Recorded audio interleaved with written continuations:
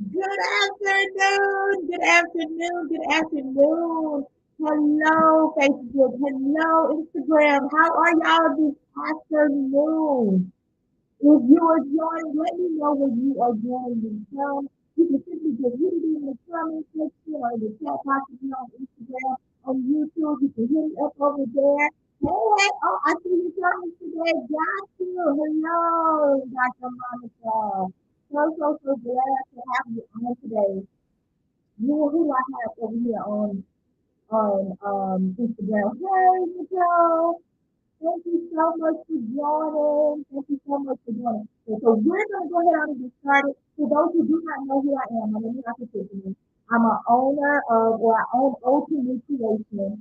My mic, my mic was like that yesterday. I went back and watched the video. I don't know. Let me see if I can turn it up here. What about on Instagram? Am I muffled a little bit?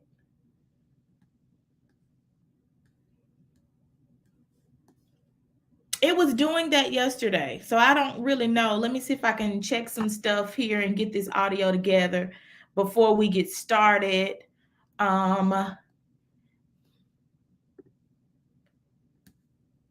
Stereo.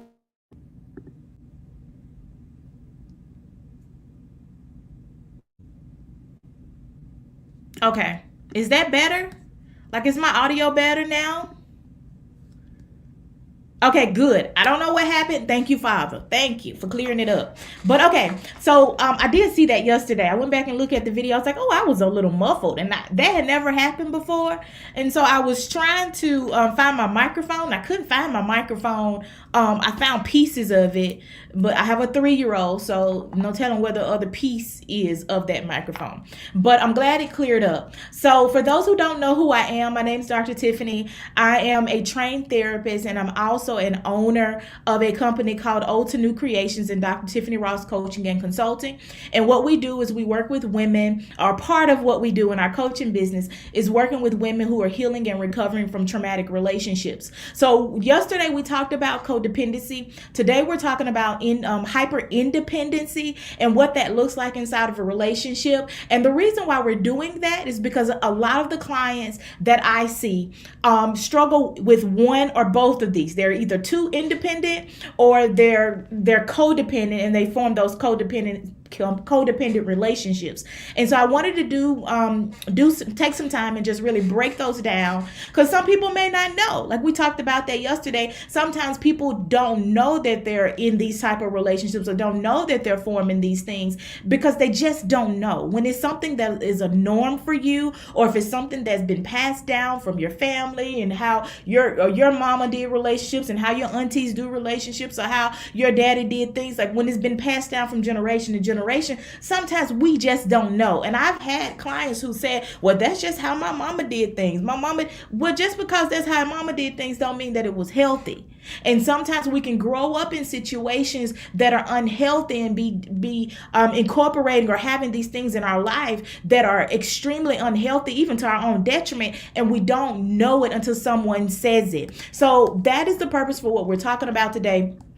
So I'm going to go ahead on and jump in talking about signs of hyper independence. And if you stay towards the end, I don't just talk about these things just to give you definition and give you language for what it is, but I also offer some tools and strategies that you can use and begin incorporating in your life right now, like today, that will begin helping you be able to move forward and hopefully get you one step closer to your healing journey. So if you're in the room, make sure you go ahead on and hit share, hit like, hit the heart button on Instagram. Let somebody else know that we are on. Share this so that someone else can see it and be able to actually label some of these things that are going on in their life, especially if you got those good girlfriends that keep going back to the same guy, and you tired of picking up the phone, because every time you pick up the phone, they're gonna be talking about the same old dude that you done told them 20 times that they need to let this dude go because he ain't no good. Like, you got them friends. Like, be honest. Like, we know we got them friends, right? We got somebody, a cousin, auntie and them. We got somebody in our life that we know can use the information. So make sure that you share it. All right, hyper independence. So hyper independence, according to Psych Central, and it's a counselor. Her name is Dr. Joanne Frederick, who said this: hyper independence is when you choose to be independent of everyone, even though it may negatively affect you. So it's not just the fact that I can take care of myself and I can do this and I can do this. It's actually to the point to where it's starting to negatively affect you. So you will see some relationship errors, or you'll see that you kind of go in and out of relationships, or even when your relationship get to a certain point, you feel like you're the one carrying the relationship and you dump that one and you may end up with somebody else. But even though it's somebody else, it's kind of the same face, but just, the different face, but same person. So you'll start to see it negatively affect you, or you become overwhelmed in some areas of your life because you find that you take on a whole lot. So it's not just being independent, because we should be independent to some degree in our life, but hyper independence is when you're too reliant on yourself. So Dr. Frederick says is when you see that your life kind of is just about I and there's no we, or if the relationship is just about I or you, but there's no we inside of the relationship, then that's when we know that there's some hyper independence and there's some other stuff going on there. And it is almost always related back to trauma. And so we'll talk about that a little bit towards the end. So let's talk about some signs. Some signs of hyper independence. Number one, you are a private person. Now, I know I may have some introverts in the room. And that's okay, introverts. If you're an introvert, that's okay. That's just how you do things. I like to say I'm probably in between the introvert and the extrovert. So I think it's the ambivert. I'm a little bit of both, because I love being with people, and I love the connection of being with people and interacting with people, especially if we on the same wavelength and we talking about things that are invigorating. I absolutely love people, but I also love the part of that where I just want to be on my couch and I want to binge, Netflix videos, and, I want to go back and catch up on a series that I may be missing, or I love murder mysteries and I absolutely love them. So I go back and, I find random ones that I just kind of love. So, but with people that are private, everything private about your life. So you may have a friend and they still don't really know anything about your life. Or you may be working next to someone for I don't know how many years, and that person still may not know anything about your life. So you're a very private person. Number two, you struggle with delegating. You struggle with delegating. You struggle with asking people to help you with certain things. So if you operate a business, that means you're the CEO, you're the finance person, you do all the graphs. Now in some parts of this in entrepreneurship is normal in the beginning, but I'm looking for those opportunities where I can partner with somebody else so that they can come alongside of me and make this thing better. But if you don't trust that somebody can come alongside of you and that you're able to delegate those tasks, you're controlling those tasks, or you micromanaging people because you have problems with delegating, then that is a sign that you may have some hyper independence going on. Okay, number three, you struggle with asking for help. You struggle with asking for help. It's almost like it's seen as a sign of weakness for you to actually ask somebody to help you. And I have to be really transparent here, because for a long time I struggled with help, like asking people for help. I struggle with being this hyper independent person. I absolutely struggle with just asking people for help. And I was a single mom in college and trying to make it work and do things, and it was overwhelming. But it was almost like for me a sign of weakness just to ask somebody to help for help. And I had to actually go through my own therapeutic process so that I can come out of that being too independent and be able to rely on someone else. But you guarantee you it was definitely related back to my trauma and things that I've been through in my past. So number three, you struggle asking for people for help. Number four, you're a workaholic. You're a workaholic. You overfunction. We talked a little bit about overfunctioning yesterday. When you take on responsibility of your responsibilities. Hey, thank you. Happy Friday. You take on your responsibilities and you take on other people's responsibilities, and you're a workaholic, you're an overachiever, and people can depend on you. You better believe it. They can depend on you because you're going to get the job done, but it's usually to your detriment. And workaholic can be an addiction. Let's just go and put that out there. People who work all the time, work can become addictive. Work can become a place where you get to avoid. A place where you get to feel your self-worth up, or you get to feel validated. But on the outside of that, you're really insecure and inadequate. You feel inadequate. So you're a workaholic, you're overfunctioning, and you're an overachiever. Overachiever. You know, some of my high profile people, overachiever. So I was reading one day because I just doing some research, as I'm usually always doing some type of research. And I came across this article by a black author. I think she's an author or a teacher. I think she's a teacher. Her name is Dina Simmons. And for those who want this article, you know, by all means, message me and I'll share the article because it's a phenomenal article. And so the article talked about the trauma we don't see. And so she was talking about how for black students, she's a teacher. So the article talks about like how black students, the trauma sometimes is overlooked in black students because of their achievement. And we think, especially in the world, let's just say the world, we'll just put that out there, the world, that just because people are doing good and just because they have these awards and they're, you know, making these big moves, that they're good. We just kind of assume that. But what she says, and the point that she argues, is that sometimes we can label resilience. We can label something that is resilient as resilient, or the person is resilient, but really it could be their trauma response. And that hit me upside my head because I'm like, you know what? If we really start digesting some of these high profile people who have gone on and have done good things, and mostly, I think the article talked about, or maybe another article that I was reading, about 70% of people who are high profile and who go on to achieve good things, how they actually have some kind of connected traumas. So it's almost like the traumas propel them to get out of their situation. But then you think, me as a therapist think, well, what happens to the trauma? Do you think the trauma just goes away just because they become successful? Absolutely not.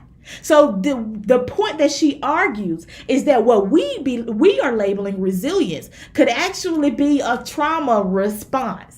Excellent article. So think about that too. When you're workaholic, overfunction, my overachievers, is it really overachieving? Is this really success, or is this a trauma response? Is this something that you learn coming from your past and you don't want to? And I know people who are I don't want to say they're overachievers, but they're successful, but they came from extreme poverty, and so their drive for being successful is because I don't ever want to be poor again. I don't want my children to be poor again. I don't ever want to be without. I know what it feels like to lose a house. I know what it feels like to be homeless. And so that propels them to actually achieve. But when is enough?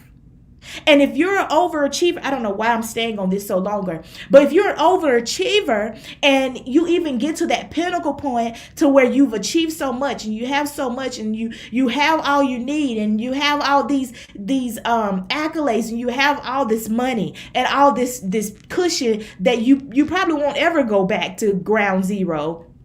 When is it enough? Are you happy? Are you fulfilled with where you are? Are your relationships healthy and thriving? And if not, then you could be still in that trauma response. So number 5, I stayed on that a lot longer because I felt like someone needed it. Number 5, you do everything alone. You do everything alone. Number 6, you make all the decisions in your life, your relationship, by yourself. Even if you have a partner, you still make the decisions in your life, in your relationship, by yourself. Number 7, you take on too much. You always over. What do they say? You pile on too much. There's a word that I'm looking for people who take on too much. You overcommit. That's the word I was looking for. You overcommit to things. You overcommit to things. Because like I said, people know that you're going to come through. So you may struggle with saying no a lot. You may not, because that's how you get your worth, your self-worth, your validation is by doing. So you take on too much. And then this number 8, this one right here just kind of blew my mind. And I got some of these from Psych2Go, and some of these I just kind of know from experience and from meeting with clients. Number 8, you struggle with vulnerabilities in relationship, or being vulnerable in relationships. So if you struggle with being vulnerable in relationships, it very well could mean that you may be on your 6th marriage. And I know that may be a little bit much. Hopefully no one is on their 6th marriage without some kind of intervention. Hopefully. But you may be on, let's say, your 6th relationship or your 8th relationship. Or you may hang in there for a while, and then when the moment comes when you actually have to let your guard down, and when you actually have to release control to someone, or you actually have to be vulnerable and be actually emotionally available, like you have to actually stop working so that you can actually show up in the relationship as a partner. Not stop working stop working, but cut off time for work so that you can actually be present for your family, for your who you're dating, or for your spouse. Then you may struggle with that. So as a result, then there go marital issues, and there go, relationship issues, and then your relationship, it's just irreconcilable differences. Never mind the irreconcilable differences is because you struggle with vulnerability. You struggle with letting someone into your circle. You can't trust that the person is actually going to show up. But as a result, you're probably picking partners who are emotionally unavailable.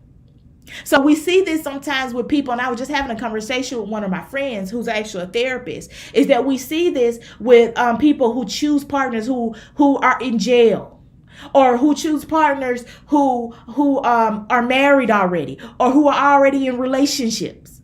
Well, that person is emotionally unavailable. That person can only give you so much. They can only give you so much. But because you don't really want the closeness, you don't really want them there every day, you don't really want to talk to them every day, you completely cool with it. This is a sign of hyper independence. So how do you begin to heal? I think yesterday we talked a little bit about where does this come from? Well, hyper independence comes from, of course, past trauma. But what we see is that the person who has gone through the trauma, whatever their trauma is that it's a partner, either a partner, a caregiver, usually it's a caregiver, a person who raised them, their parents did not show up for them. And so they learn to rely on themselves as a result of that. They learn that, well, if I just do this and if I do that, if I can make this work for myself and I can make this, then I can rely on me because I know I'm not going to fail me. Now, Sue may fail me, Jay may fail me, Jeff may fail me, Pete may fail. I'm just naming people names. I'm not trying to call out nobody, but they may fail me. My job may fail me, all this, but I know that I can create backups to my backup, to my backup, to my backup, to my backup, my backup, and I'm going to be good because I can rely on me. I might not can rely on you, but I can rely on me. And so they learn to learn how to rely on them. And so in their spiritual life, they struggle with even trusting God. That's, if they believe in God or whoever they believe in, whatever higher power they believe in. They may struggle with that because in order to rely on somebody, like you actually have to be vulnerable about what you feel. You actually have to be vulnerable about where you are, and what you actually have to be vulnerable. You actually have to let your guard down. And so letting their guard down, they'll see that impact in every area of their relationship, from their career to their relationships to their spiritual life. Like that, they will see it in every area. So, how do you begin healing? Here's what we talk about, some practical tools. I didn't tell you guys to take out a pen and paper. You can always go back and watch the replay. I typically leave my replays up so that people can see. And if they're not up on social media, usually they're up on YouTube. So you can always go back and watch them. But how do you begin to heal? Number one, as always, I'm always going to say you have to do your work. If there's some trauma involved, and usually in these situations there is some kind of trauma involved, you have to do your own inner work. The healing is your responsibility. We can't go around, carrying on being the victim, because we're not victims anymore. We're survivors at this point. If you survived, if you're on the other side of it, if you are especially doing well and you crafted this life outside of your trauma, then hey, you're a survivor. So now it's just a matter of you doing your work so that you can actually get the fact that you are a survivor into your heart and into your spirit, so it is played out into your life. So you have to do your own inner work. That's number one. That's primary. Number two, you have to begin to learn the difference between healthy and unhealthy relationships. And the reason why you need to know the difference is because you need to know what kind of partners you're choosing. You automatically know whether or not this is going to be a healthy relationship. You're not ignoring the red flags because you just want somebody for temporary comfort. So in order to do that, you have to know the difference between what is healthy and then what is unhealthy. And then knowing what your expectations are of yourself. Because sometimes when we talk about people who are hyper independent, they have very unrealistic expectations of themselves. And then they have extremely unrealistic expectations of other people. And so learning how to evaluate those expectations of yourself and the expectations of other people are going to be key to you learning how to choose better relationships. But it's also going to be key to you learning how to give yourself grace. Learning how to allow somebody else to come in and just help you. Somebody to actually come in and love you and care for you. No, and then the next one, practice vulnerability. This is probably harder said than done. Now, if you don't know anything about Brené Brown, she is like the queen of vulnerability, and she has a whole lot of information out there, a lot of resources on vulnerability. A lot of her books are good. I've only read one book of hers, but she has a lot of information, a lot of resources on vulnerability. She's done TED Talks and all of this. So go research Brené Brown. She talks a lot about vulnerability. But practice being vulnerable for someone who is hyper independent means something simple as just asking for help. It's like, I'm going to stop managing all of these roles in my life. And then I'm going to delegate it to someone who is qualified to do it. So in my business, what that's going to look like is me going to research someone who is good at, doing graphics, or that's good at doing design. Fiverr is a good resource. I'm just kind of throwing it out there for my business owners. And Fiverr is a good resource. But I'm going to actually find someone who is good in this area who can help me so that I'm not taking on more tasks than needed. And if I'm in a relationship and I'm being vulnerable, that's just a matter of admitting how you feel, being honest about how you feel. If they say, how you doing, let's just not give off these blind answers that, oh, I'm doing good. No, you may not be doing good. Like, I got 50 things going on that day and I had a hard day and somebody cuts me out and somebody cut me off in traffic and the children not doing right. Like, actually being vulnerable means admitting how you feel, being honest about how you feel. And you want to be selective about that because you want to know that the person that you are talking to actually cares about you. We won't just spew off at the person at the coffee counter, while I'm getting my coffee and they ask how my day is and I give them a whole spiel. Like, no, we're not gonna do that. We're not gonna be in the line, check it out, and just have a whole therapy session with the cashier. We don't do that. But we can trust, or should have people in our corner that we can trust, that we can be vulnerable and open up to. And then allowing other people to show up. And here's the big one, making room for people in your life. Especially for private people, you have to make room for people in your life. You don't have to make room for everybody. We don't make room for everybody. Like, we probably don't have the same 15 friends that we had in high school. But now at this point in time in your life, you should have created some relationships that are very sacred to you, that are very safe to you. So, but if you haven't, make room for people. You can make room for people in your life. You don't have to occupy all the rooms. Leave some space for other people in case you have a guest that needs to come over. At least have a guest room for people who may come over.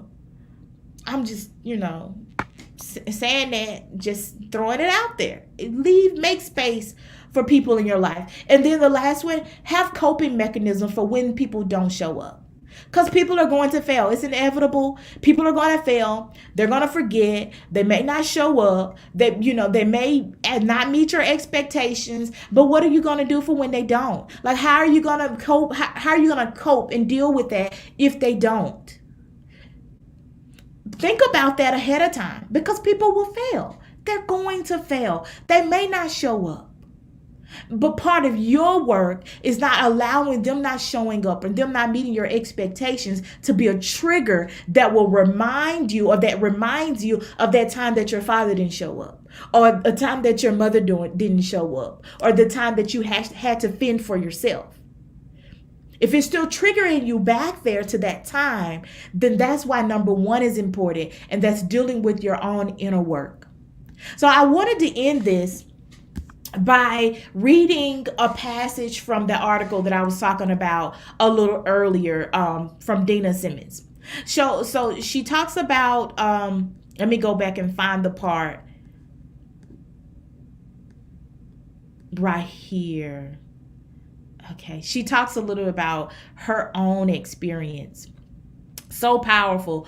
Okay, it says here, when I was in third grade, I vomited every night because I was so overcome by fear and anxiety about the dangers outside of my family's one-bedroom apartment. I remember lying in the full-size bed I shared with my twin sister, my aunt, and my aunt, shivering as gunshots exploded near the window. It is only in the past decade that I have come to realize that I still carry with me the trauma of having grown up in an unsafe neighborhood terrorized by the violence of poverty and racist policies. For years, I had convinced myself that because I performed well in school and have continued to experience success in work and in life, that I was fine. However, the traumas of a childhood burdened by fear, bigotry, and family suffering have not left me unscathed. To the outside world, I may look as if I'm thriving, right? And that's usually what happens. Like, we look as if we're thriving, winning awards, speaking nationally, writing books. But underneath it all, I am still on my healing journey, still putting myself back together. And so I feel that for some of you, that you are on your healing journey. If you're here, if you've stayed this long, if you've kind of listened to some things that I've been talking about, you are on your healing journey.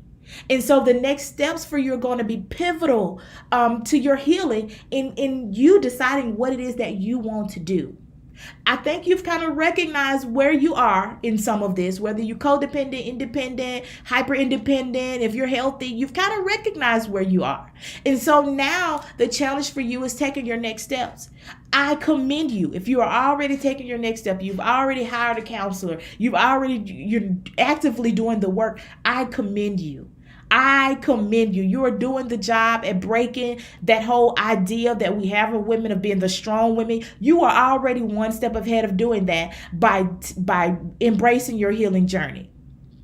And so the next step of that, for me anyway, and where I come in as a coach, as a relationship expert, as in my coaching business, is I want to help partner alongside with you in going a little bit further. And so the next steps for me is just book a discovery call. If you haven't done the work, if you haven't reached out to a therapist and don't know what that would look like, then your next steps would be you can book a discovery call with me, and we can talk about how you can find a therapist in your area.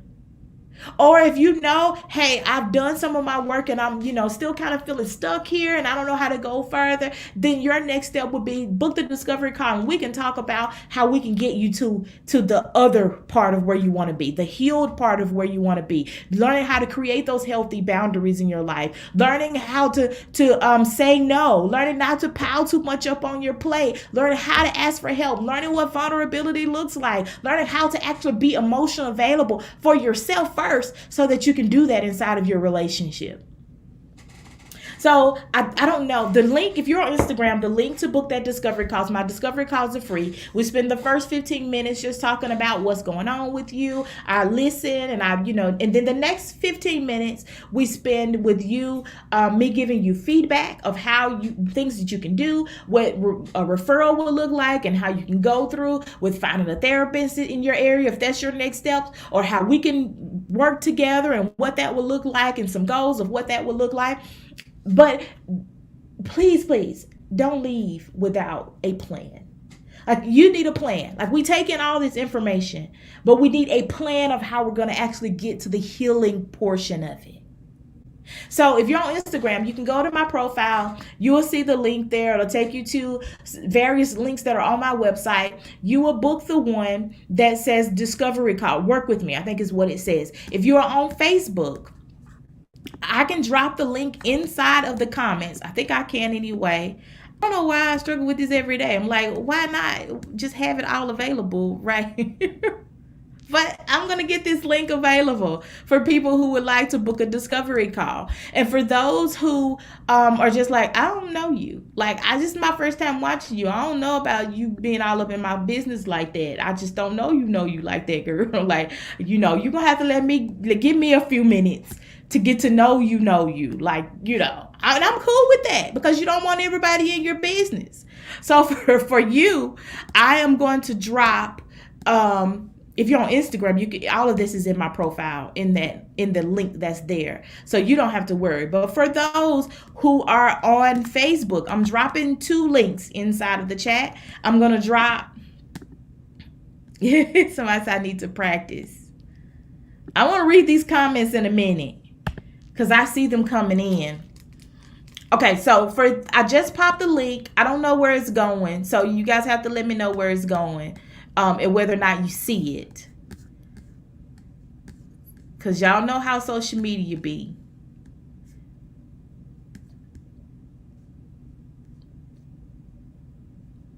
Y'all know.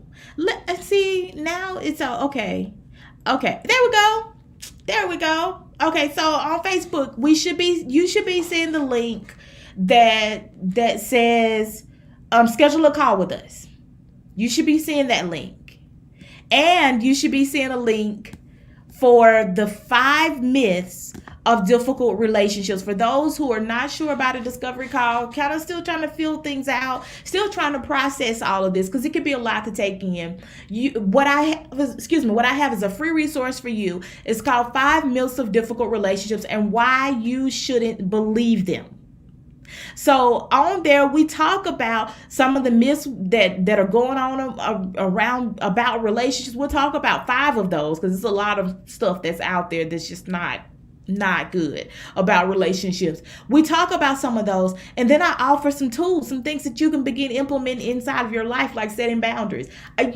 There's no time that I'm not going to talk about setting boundaries, because I believe boundaries are just pivotal. Like, they're so important to any relationship, even in a marriage.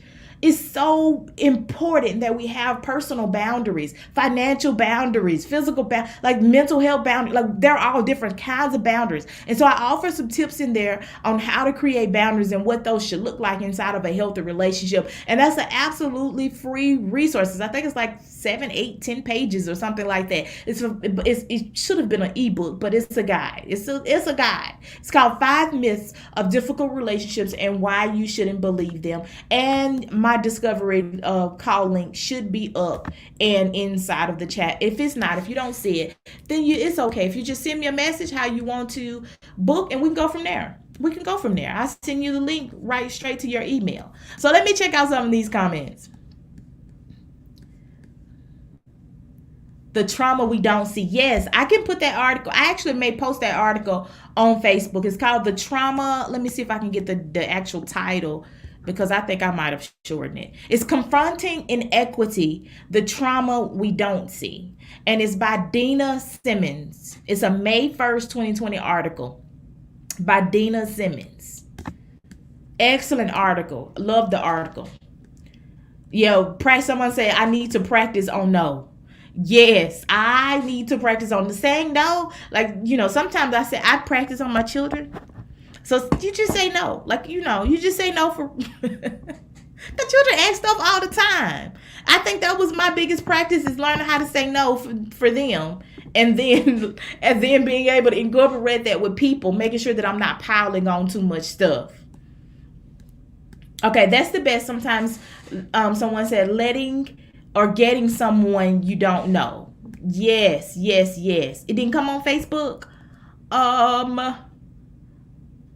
No worries, Facebook. If you don't see it, what I'm going to do is go back inside of the chat and post both the links. And so what I'll do for the next time we go live, I usually go live every day around 12:30. 12:30 is probably the is better than 12 o'clock. I used to do them at 12, and I was like, no, it was kind of hard for people to get on at 12. So 12:30 is where I think we're going to kind of stay.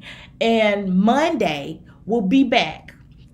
We left off talking about, yesterday we talked about codependence. Today we talked about hyperdependence. So Monday we're going to talk about interdependence and what it actually looks like to be in a interdependent relationship. So I'll break that down a little bit Monday. So come on back Monday, we'll talk about that. But I'll go back and post those links inside of these videos so that you can have the links there for those who would like to schedule. And as always, you can always message me if you don't see them, because I know stuff gets shuffled around with social media.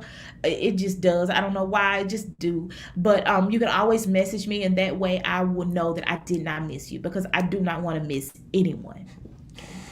If I don't see any questions, I love you guys so much. If I don't see you anymore before Monday, I'll see you back here Monday, where we'll talk about interdependence. You have a wonderful, wonderful, safe, and happy weekend. Bye.